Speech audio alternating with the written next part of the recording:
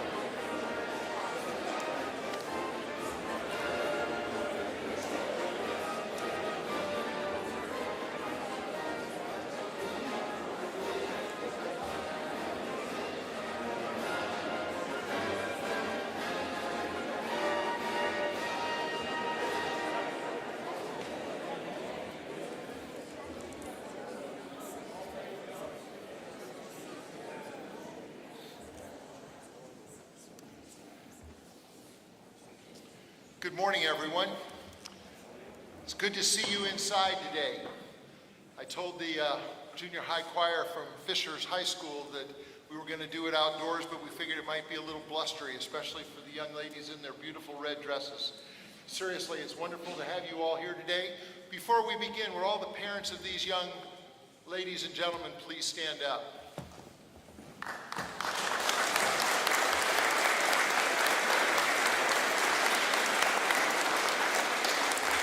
It's good to have all you mothers and fathers here with us today. Thank you.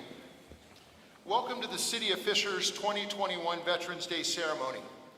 It's a tremendous privilege to stand before you today as a Navy veteran, a resident of Fishers since 1992, and to be able to assist with these proceedings. It's good to be back in person, frankly, after COVID concerns led the city last year to postpone, in fact, cancel this in-person ceremony. And within 24 hours, we flipped to a virtual ceremony, which was good, but not quite as good as this. Last year, on Veterans Day, it was a clear and crisp day. It was a very cold day. And today, the pending weather has caused us to move indoors, and we would like to give the staff of the YMCA a round of applause wherever you are. Thank you for letting us be here today.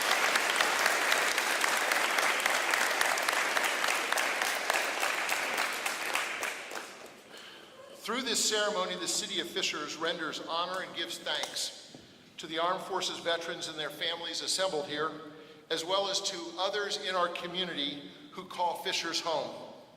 For their military service, we express thanks and honor, and we thank them for their continuing engagement as citizens of this city. The City of Fishers also hopes that this ceremony will inspire and remind us all about a few important patriotic attributes of our country's heritage. And finally, we hope that it will serve to remind veterans of how much America needs their continued unique demonstrations of passion for and love of country. Let that settle in for just a second. Maybe now more than ever in our society, do we veterans need to be present, accounted for, speaking up, showing the flag, extending handshakes, and speaking about what we know to people who don't know their butt from a hole in the ground. That's unscripted. Who is better equipped to share the zeal of patriotism and the character of our nation than a person who has worn the cloth of its country? I say no one. Do I hear a round of applause for that?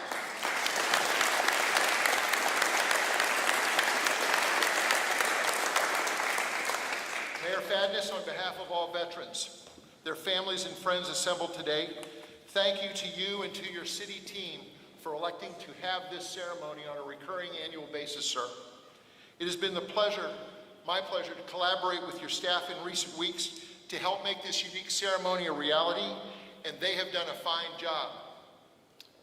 Mackenzie Poole, Ashley, anybody else that you all know has been behind the scenes, would you all please stand up, wave your hand, because we want to give you a round of applause for making this happen.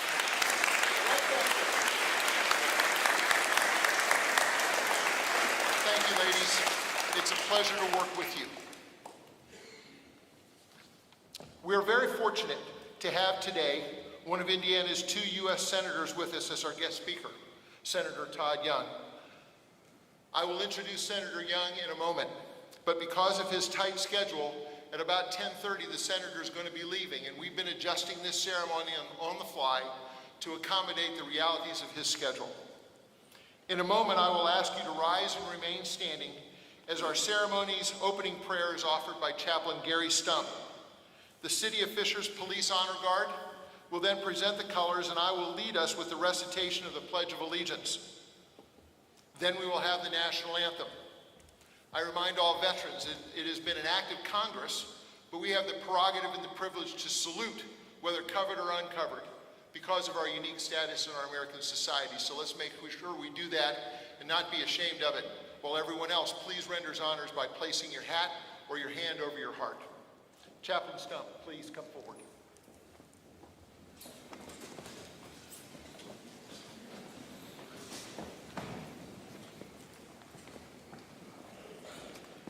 Let's pray.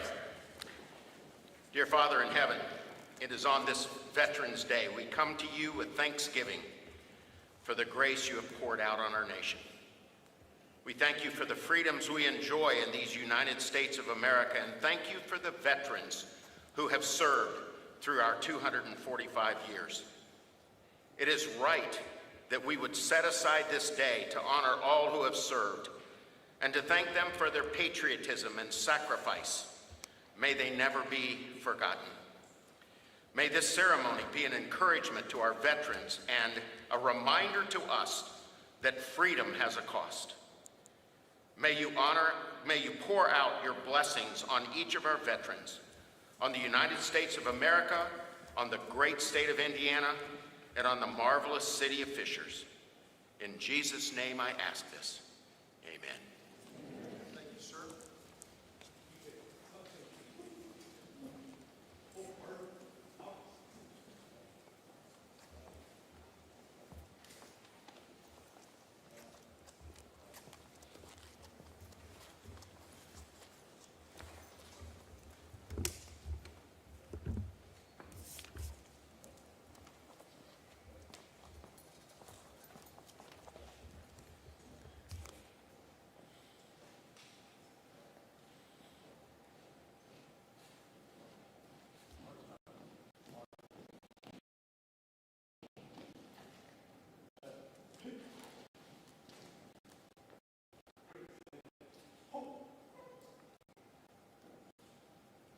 I pledge allegiance to the flag of the United States of America and to the republic for which it stands, one nation, under God, indivisible, with liberty and justice for all.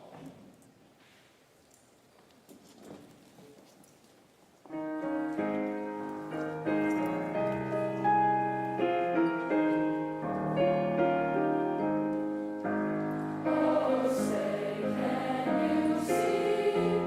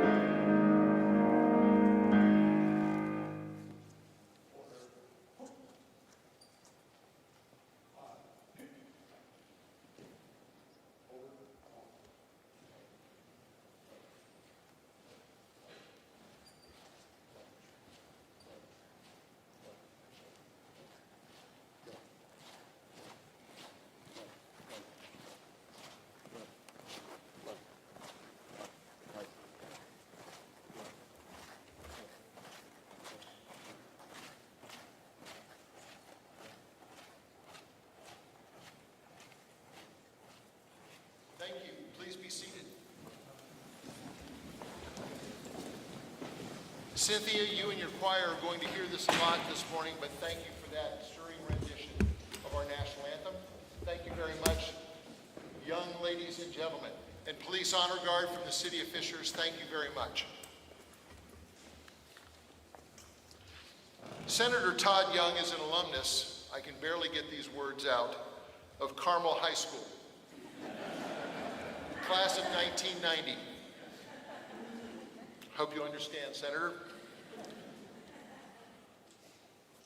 Go Royals, go Tigers.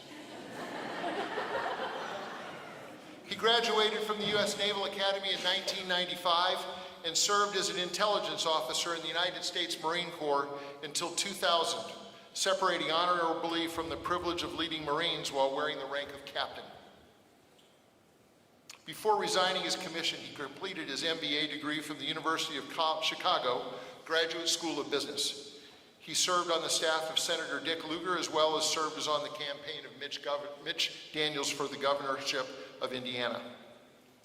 A few years later, along with many other servant leader assignments and accomplishments, Todd Young graduated from McKinney School of Law in 2006. And 5 years later, he was elected to serve in the U.S. House of Representatives on behalf of the residents of Indiana's 9th Congressional District, which he did for 2 consecutive terms of office from 2011 to 2017. Then Congressman Young was elected to the U.S. Senate in November 2016, and that term of service to our state and to our country continues until January 2023. Senator Young, welcome to Fishers, sir. The floor is yours.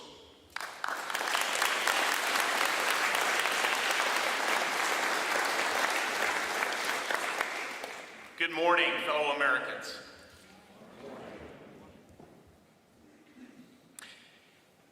In the town of Hartsville in Bartholomew County, not 60 miles from here, there's a small red headstone in a Baptist cemetery. It reads simply, B.W. Mitchell, 1816 to 1868. Now below that, it mentions the 27th Indiana Volunteer Infantry in letters so small that they strain the eye. Corporal Barton Warren Mitchell was a 45-year-old railroad worker from Putnam County. And he joined the Union Army at the onset of the Civil War. In his life, Corporal Mitchell was little known, and he remains so today. No biographers have painstakingly retraced his life. His heroic deeds on the battlefield are not regularly recounted. Other than a $13 monthly salary that he received from the federal government as corporal, his government gave him no decorations, no awards. There's no monument, there's no memorials to this man. Only a small marker on State Road 46, right here in the state of Indiana. By simply doing his duty, though, this Hoosier soldier changed the course of history. You see, in September 1862, Corporal Mitchell discovered an envelope laying in a field near Frederick, Maryland. And inside that envelope were 3 cigars wrapped in a piece of paper. And on that paper were written Robert E. Lee's plans to invade the North. Corporal Mitchell carried the piece of paper to his captain, who in turn took it to his colonel, who jumped on his horse and rushed it off to headquarters. Once there, the document, Special Orders number 191, the Lost Order, landed in the hands of General George B. McClellan, commanding general of the Union Army. The rebels' plans clear, he moved his army west and attacked Lee, culminating in the Battle of Antietam, a bloody draw but a tactical victory, and one that encouraged Abraham Lincoln to issue the Emancipation Proclamation, transforming the Union war effort into a moral cause to end slavery, rescuing our Union. All because a rank-and-file soldier did his duty. For over 2 centuries, America's soldiers, the men and women who make up Freedom's Army, have changed the course of history by doing their duty. They defy categorization. They were farmers and shopkeepers, blacksmiths, former slaves, and newly arrived immigrants. They're black and white, rich and poor, son and daughter, father and mother, from Bartholomew County and Brooklyn alike. From Lexington and Concord to Abbey Gate, they've left home, left behind loved ones, not to seek glory or to win treasure, but to defend the uniquely American idea that all men and women are created equal and capable of self-government. Without their blood and sacrifice, without all of the Corporal Mitchells, the common soldiers whose names we don't know, whose deeds, brave as they are, big and small, or little known, our institutions, our government, our communities, our way of life instantly vanish. Living and dead, they are, as Lincoln once said, the pillars in the temple of liberty. On Veterans Day, we honor and thank all Americans who've shouldered the terrible cost of war. It falls to us and to future generations to care for our veterans and those they leave behind. But I believe we have to do more.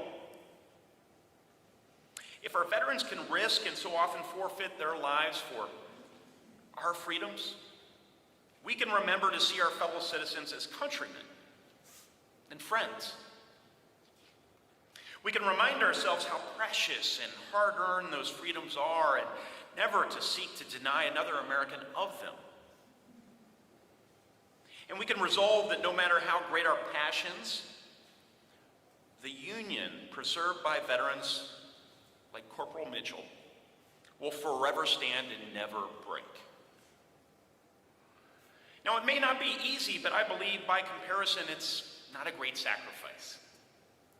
Corporal Mitchell, by the way, was injured during the Battle of Antietam. He spent 8 months in a hospital, returned to his company, and mustered out of the Army in Indianapolis in 1864. His injuries never fully healed.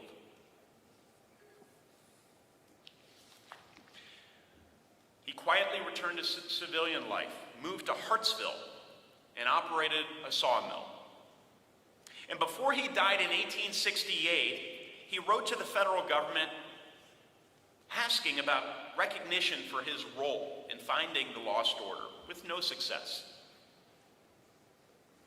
After his death, Corporal Mitchell's son continued those efforts with similar results. A letter to his father's old colonel was answered with a promise, though. It reads,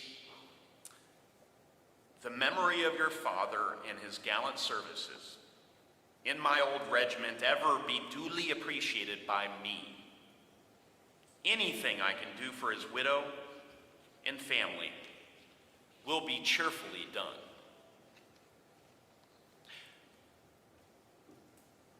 Let the memory of the gallant services of our veterans ever be duly appreciated. And anything we can do, not just to help them and their families, but to cherish what they fought for, let us do it cheerfully. They've given so much. Let us never grow ungrateful. God bless America.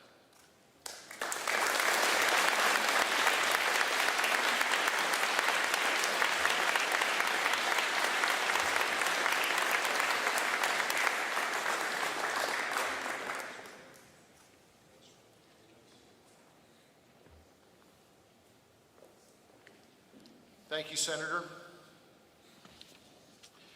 It is now my pleasure to introduce Mr. Kyle Fisher, the commander of American Legion Post 470, located here in Fishers, right down the street, across the street. Kyle is a retired Marine Corps gunnery sergeant who served from 1987 to 2007. In a minute, he and his colleague from Post 470 will conduct the Prisoner of War Missing in Action Remembrance Ceremony. The City of Fishers invites the members of Post 470 to conduct this ceremony at every patriotic ceremony that the city conducts. The observance is to honor and recognize the sacrifices of those Americans who have been prisoners of war and to remind the nation of those who are still missing in action. The City of Fishers honors their families, and we use this occasion to remind ourselves that our nation's prisoners of war and those still missing in action are not forgotten.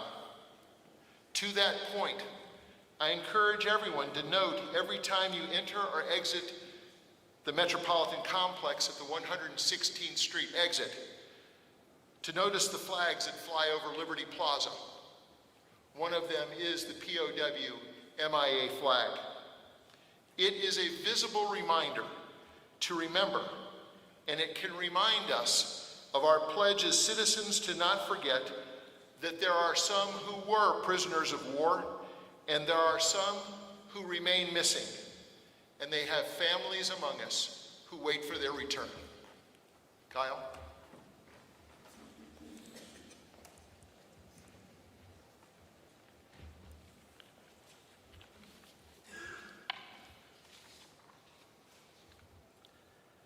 As you enter the ceremony today, you may have noticed a small table in a place of honor.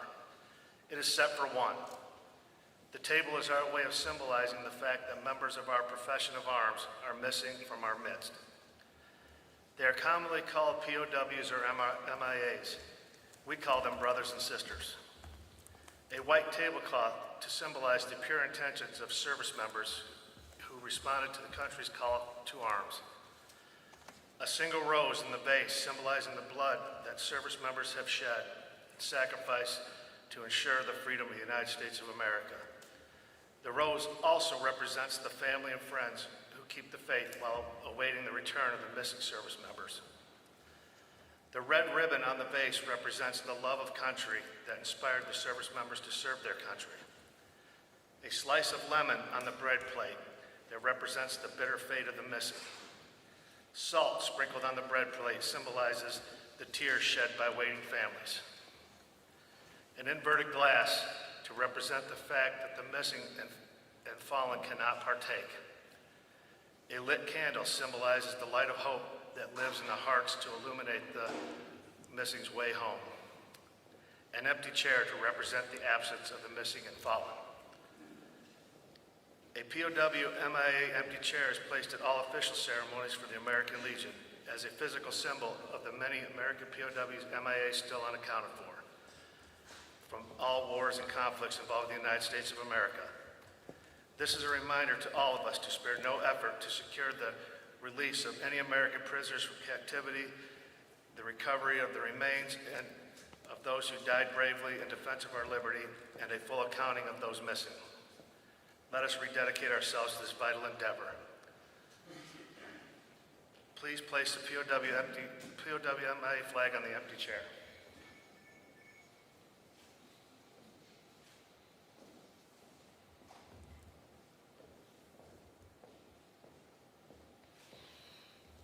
Thank you.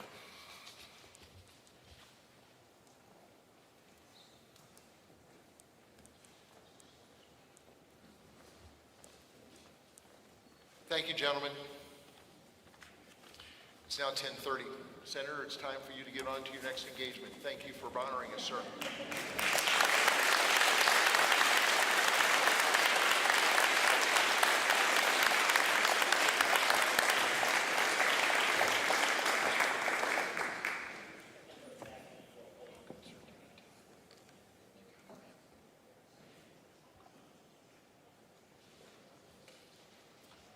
It's now my pleasure to introduce a personal friend, Tiffany Ah Detlefson. Tiffany is a very accomplished professional and a very active citizen in the city of Fishers. She is a proud alumna of UNC Chapel Hill, as well as Indiana Wesleyan University, from which she received her Master's of Business Administration degree. Tiffany was a member of the Eli Lilly team for 15 years and is currently enjoying a very successful career in real estate sales. Of tremendous relevance this morning, as she offers Veterans Day remembrances to us, Tiffany served 7 years in the United States Air Force from 1996 to 2003, with assignments in the continental United States, as well as in the Azores and Oman. Major, the floor is yours.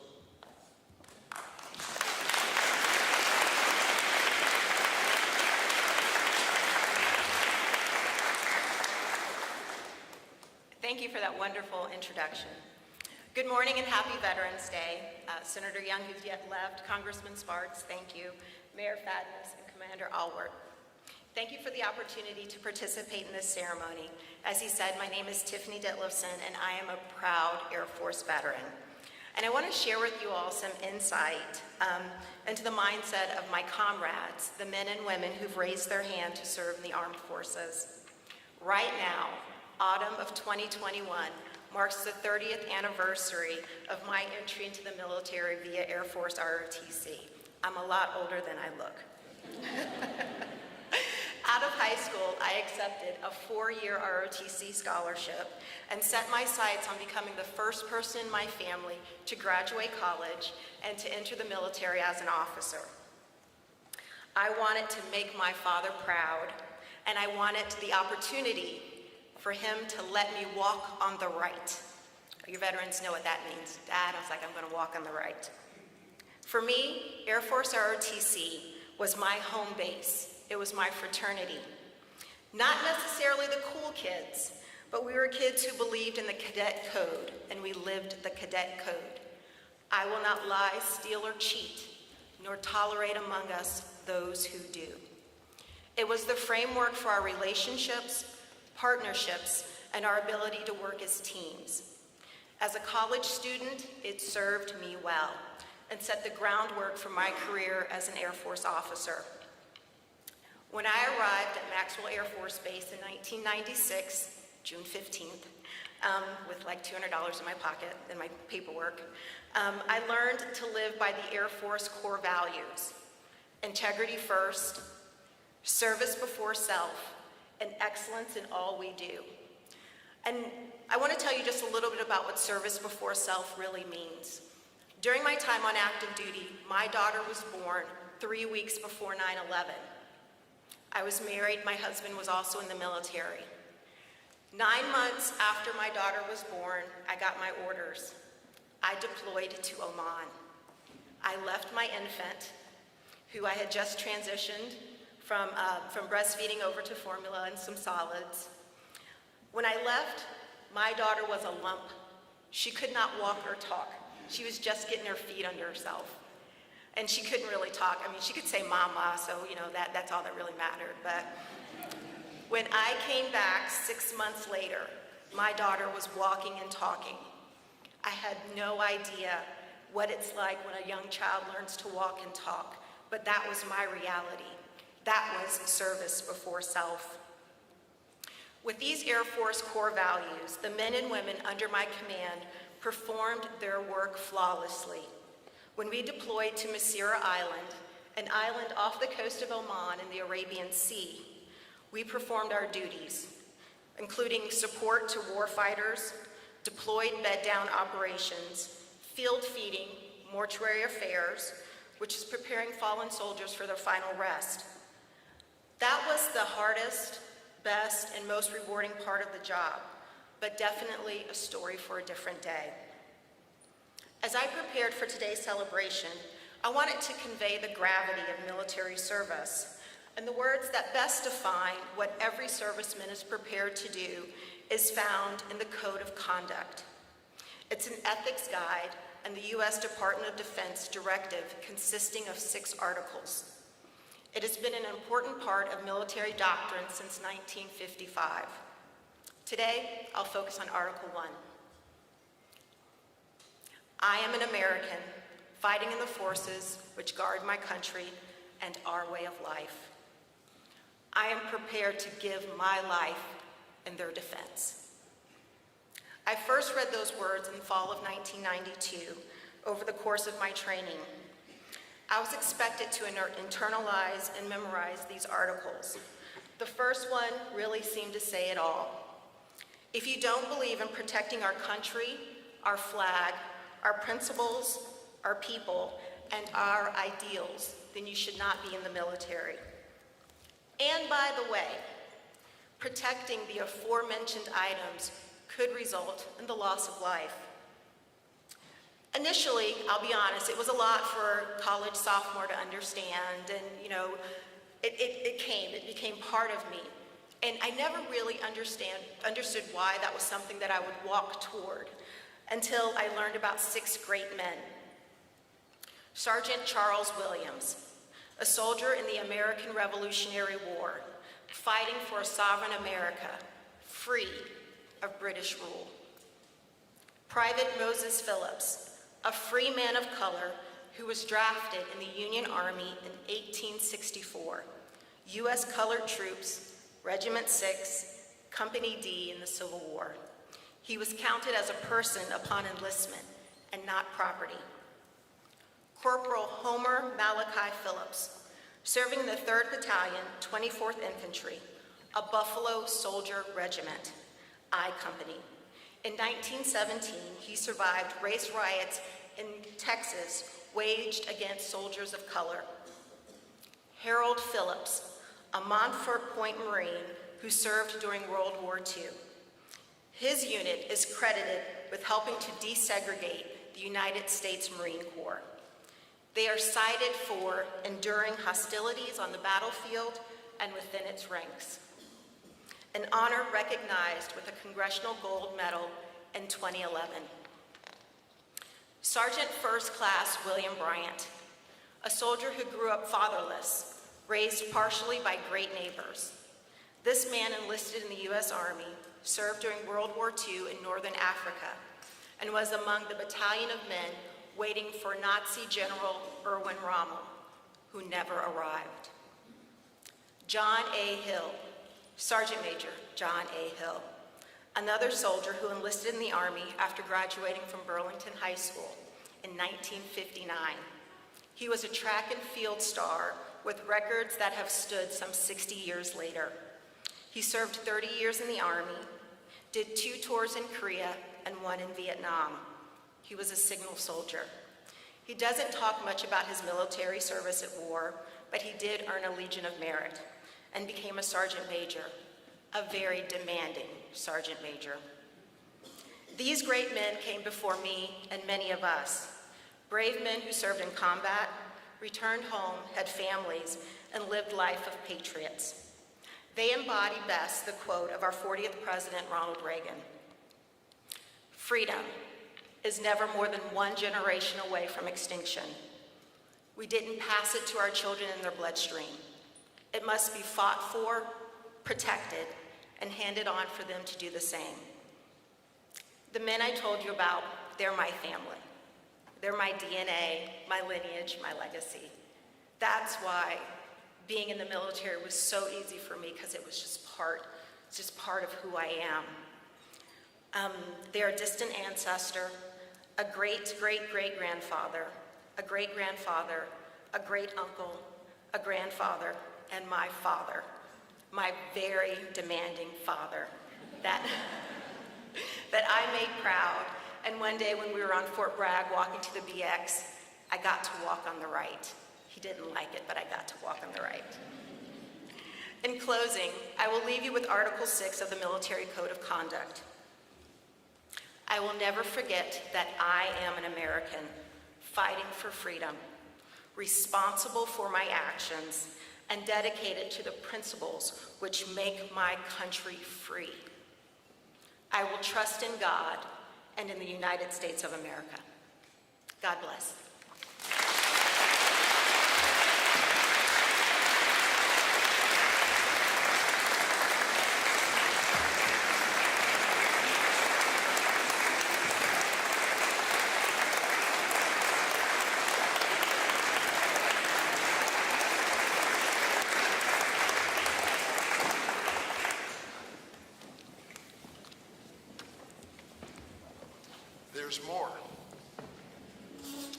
Tiffany, thank you very much. You know, off script, imagine that. We in the military are used to formal chains of command. We are accustomed to people to our right and to our left. Senior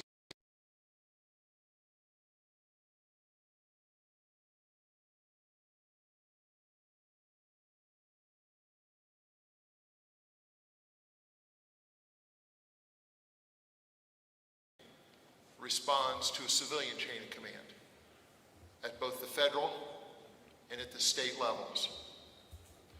Before we proceed, I would like all local, state, and if there remains a federal elected official in our midst, would you all please rise so that we can give you a round of applause?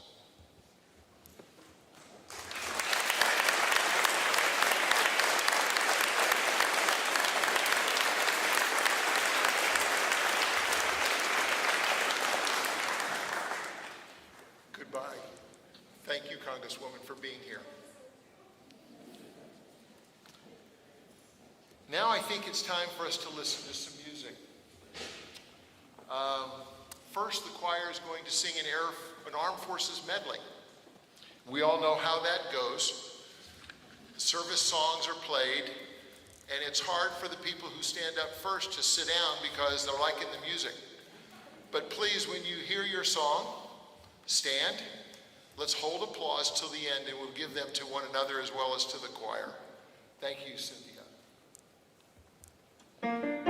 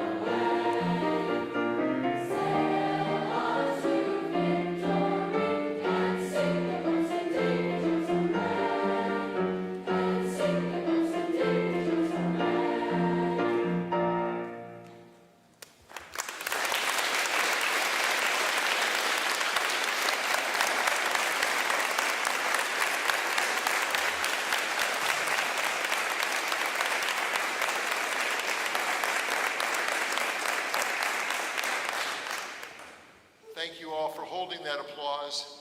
Thank you all very much for that rousing rendition of those theme songs. It's now our privilege to listen to a song that I believe is called A Song for the Unsung Hero. Cynthia, does this have any background that you want to share?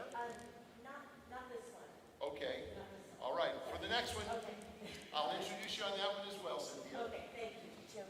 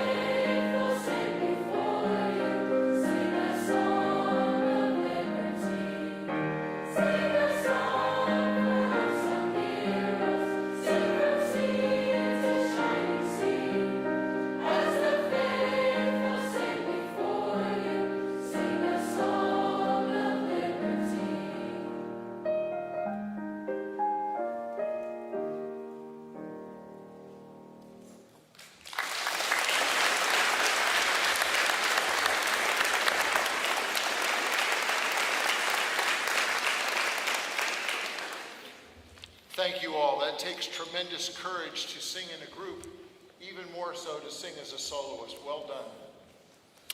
Now the choir will sing a song entitled Honor.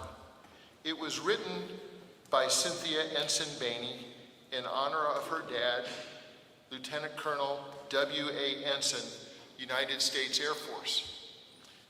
Cynthia, thank you for sharing this with us. Do you want to share a personal word with the group about your dad? I didn't even know. I wrote this for my dad when he chaired the Mayor Brainerd's committee to erect a monument in honor of all veterans that sits across from the Palladium. My dad worked probably with a lot of you veterans here to raise the funds. It was dedicated in 2003, as my dad always did with the 6 of his children. He said, I'm donating money, and so will you.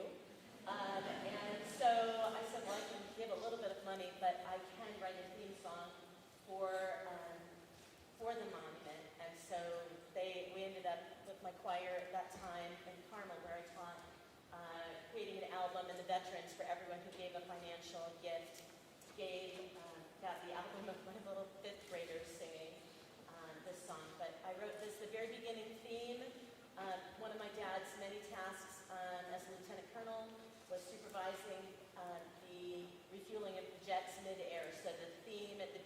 and the music is to represent that. But he never let me say it was just for him. He said it was for all veterans.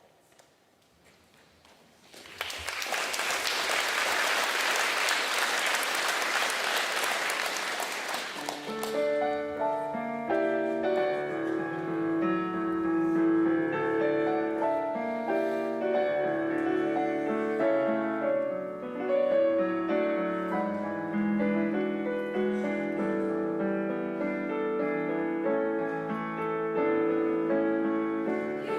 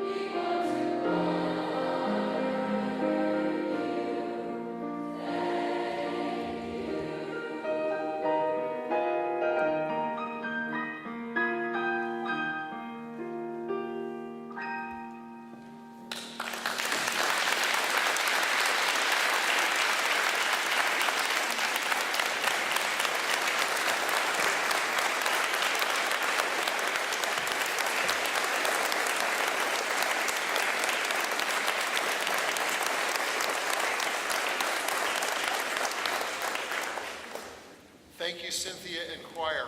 Now, all of you parents, get your cameras ready because I'm going to violate the biggest rule in the world and ask the kids to lower their masks and give a smile and a wave. Get ready. It's coming in about 5 seconds, okay? Get your cameras ready. Everybody up there, get ready to do a wave and a smile. Hold your breath. 1, 2, 3. Let her rip. Go, kids. Wave away.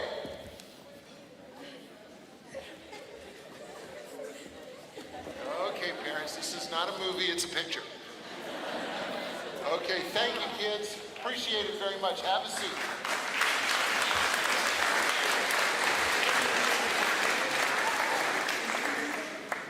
It's now a great privilege to make this ceremony very personal for all veterans in attendance. Over time, Mayor Fadness hopes to meet every veteran in the city of Fishers, and while doing so, I have learned from personal experience he likes to shake hands, exchange a word of pleasantry, and give away a pin. I'm wearing one. Some of you are already wearing them. This is an occasion for us to have the opportunity to give veterans who have not yet received your veterans pin from the city, from the mayor, to come forward and exchange a pleasantry and a handshake with the mayor. Now, a couple of you heard me say before the ceremony, come on up anyway and get a spare if you need one. The fact is you can wear them on hats, lapels, scarves, attach them to the strap of a purse. It doesn't matter. But I would ask, given this number, that if you haven't got one yet, you come first, and when that happens, then the rest of you can come up and get your battle spares, okay? So just starting here in the front row, veterans, please come forward. Mayor, you get a chance to press the flesh, sir. Come on up. Thank you. There you go. That's the way it works. Come on up, Navy.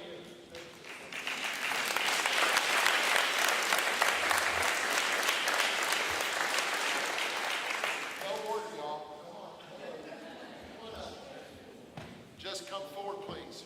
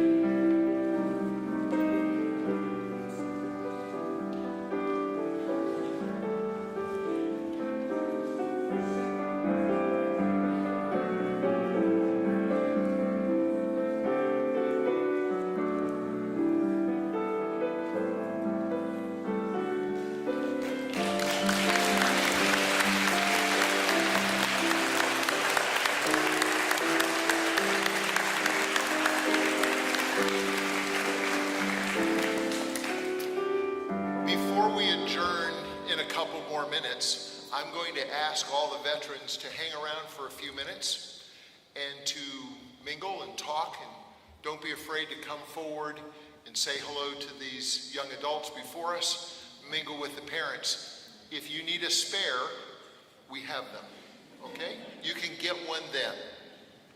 Mayor Fadness, it's time for you to deliver your remarks, sir.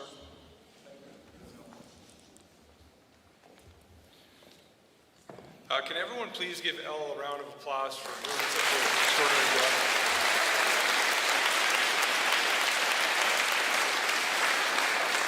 I had the privilege of being on TV with Elle yesterday and his son. I was the third most talented person on screen. So Elle and Ryan are extraordinary, and what Elle has done for this program is truly extraordinary.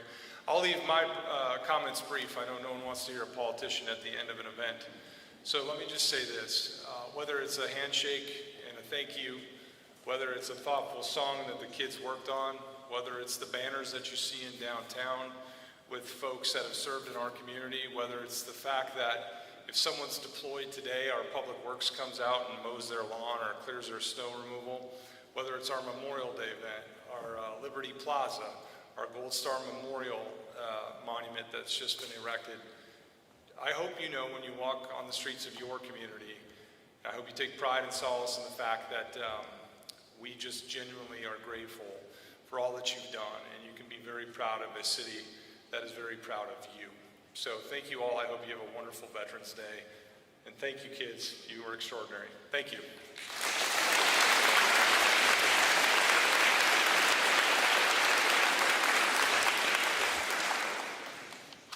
I gotta say this, yesterday Ryan on Fox Indy Now, he says, and next I'm gonna interview my dad and the mayor of the city of Fishers. And I thought that was really cool for the mayor to be second for a minute.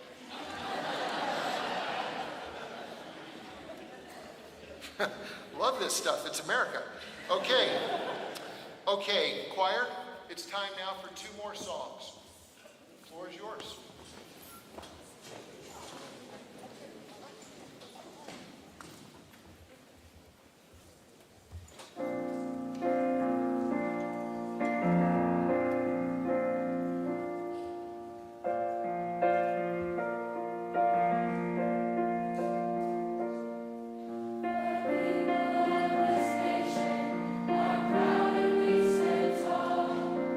We have chosen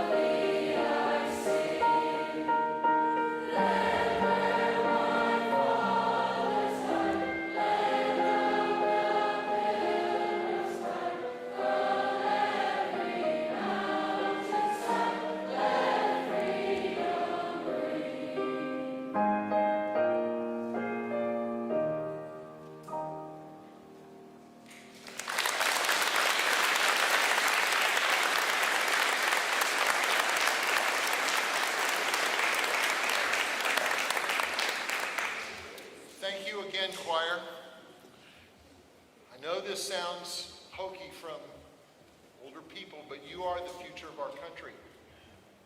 You, not us, you. I know it's the fervent hope of every veteran in this room, as well as every parent here and every parent who couldn't make it, that you will be inspired by the way you inspire us, that you'll hear the words that you're singing and incorporate them into your own heart for the sake of our country. Cynthia, you didn't share that your father recently passed, and I know this was an especially poignant performance of honor today. You were an Air Force brat. Thank you for influencing these young men and women.